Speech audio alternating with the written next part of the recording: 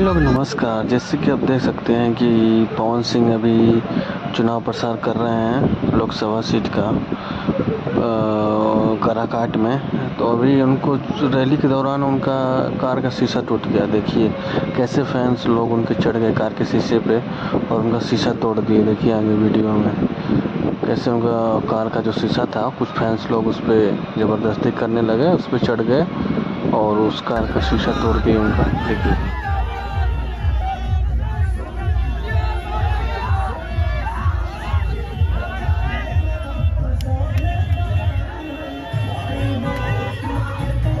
पवन भैया जिंदाबाद।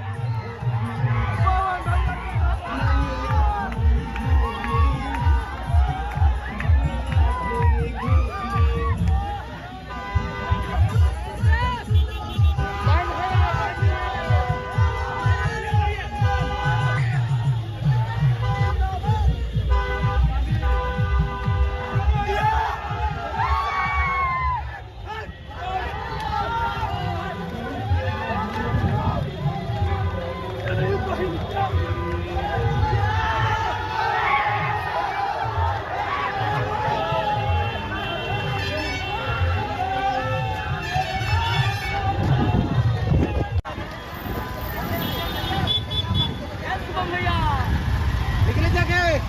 एकदम कर दो चला चला।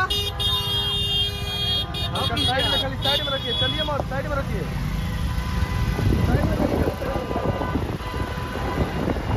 साइड में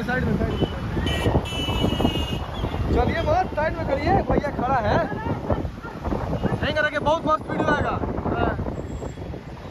आगे नहीं बढ़ना था किंग।